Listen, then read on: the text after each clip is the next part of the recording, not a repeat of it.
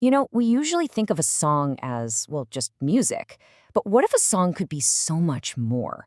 What if it could be a weapon, a real-time historical record, and the very soul of an entire nation? Today, we're diving deep into the incredible story of a nearly century-old battle hymn from Paraguay that is all of that and then some. Just listen to those words. That's the opening of 13 Tuyuti. And what's so amazing is that it's sung in this powerful mix of Spanish and the indigenous Guarani language. This is way more than just a song. It's a defiant war cry. It's like a journalist's report straight from the trenches. And it's a piece of living, breathing history. So that's the big question, right? How on earth did a single song manage to become all of those things? Well, let's unpack the incredible story behind this powerful anthem of resilience. To really get this, we've got to travel back in time, all the way back to the dry, dusty, and incredibly violent battlefield of the Chaco War, this major conflict between Paraguay and Bolivia over a huge, disputed piece of land. So the Chaco War kicks off in 1932, and it was just this brutal, grinding fight. But the moment we really need to zoom in on, the moment that changes everything, happens in January of 1933. All eyes were on a key Paraguayan defensive outpost called 14 Nanawa. The Bolivian High Command believed capturing it was the key to winning the war.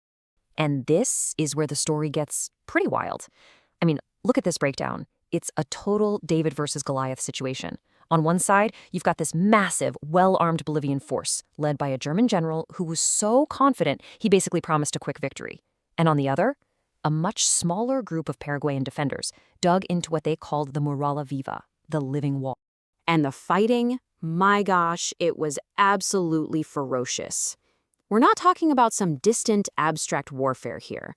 The sources all tell us that when the battle was at its most intense and ammunition was running dangerously low, the Paraguayan soldiers pulled out sharpened machetes. This was visceral, up-close, hand-to-hand combat. And the result? It was just stunning. Against all odds, that Paraguayan living wall held strong. The Bolivian forces suffered around 2,000 casualties. Think about that number and compare it to just 250 for the defenders. It was a massive morale-boosting victory for Paraguay and just a deeply humiliating defeat for the Bolivian leadership. So you have this incredible, bloody battle, but how does that turn into a song that people are still singing almost a century later? Well, for that, we need to meet the guy who was right there in the thick of it, the man who wrote it all down. This guy, Emiliano R. Fernández, was not your typical soldier, not by a long shot. He was already one of Paraguay's most beloved poets, this wandering, bohemian artist who signed up to fight for his country. And here's the crucial part. He was fighting in the very regiment at the heart of the battle, the 13 Tuyuti. After their stunning victory, his own commander asked him to capture the moment in a poem. He literally became the war's chronicler, earning him the amazing nickname the Olive Green Tyrtaeus, after the ancient Greek war poet. Okay, so let's get into the lyrics themselves, because this isn't just pretty poetry. It's like a direct report, a piece of journalism sent straight from the front lines, capturing everything from strategy to sheer ferocity. Right away, one of the song's most powerful images is what Fernández calls his own regiment. Kavichu Pokichu, the angry wasp. Think about that for a second. It's such a brilliant metaphor. It perfectly captures this idea of a smaller force that is absolutely ferocious, swarming and deadly when defending its home from a bigger intruder. And he does not hold back when it comes to the enemy commander. The lyrics just openly mock the overconfident Bolivian General Hans Kundt. Fernández calls him a foolish old gringo who completely misjudged his opponents. He didn't just lose, the song says he smashed his face against Nanawa. Wow, that is quite an image. But then, look at the contrast in how he talks about his own leaders. He basically turns them into these larger-than-life mythical heroes. He calls his commanders Irasabal and Brizuela the devil's guitar. I mean, how cool is that? It suggests this dangerous, captivating leadership. And Major Caballero is praised as the Lion of the Chaco. These guys are absolute legends in the song. The song is also brutally, brutally honest. It does not shy away from the gruesome reality of the battle. This verse describes the aftermath of that Paraguayan machete charge with this chilling, almost casual clarity, comparing the horrific act of killing to the simple chore of weeding a field. It's a raw, unforgettable image of just how deadly that fight was. The battle ended in 1933, but the song's life, well, that was just getting started.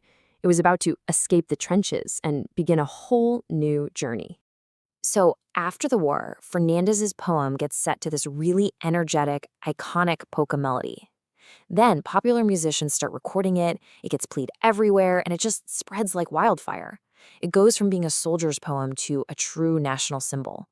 And the poet Mario Rubén Alvarez just nails it with this phrase you see here. It's a memory that is reactivated. It's the perfect description. For Paraguayans, when they hear 13 Tuyuti, they're not just listening to an old song. They are reliving and refeeling that foundational moment of national survival, of pride, of incredible courage. And this, right here, is the real magic of the song. Its power just leaps across generations. You have young Paraguayans today. They might not be into traditional folk music at all, but they know this song. They feel its patriotic fire. It's a direct line connecting them to the heroes of the past. So when you're going to break it all down, 13-2T is this incredible cocktail, right? It's a huge dose of raw patriotism, a detailed historical record, a timeless story about an underdog winning, and a powerful declaration of cultural identity. It's the perfect example of how art, born in conflict, can shape the memory of a nation for decades and decades to come. And that leaves us with a final thought. 13-2UT is such a powerful reminder that every culture, every country has art that holds its memories, its triumphs, its sorrows, its very identity.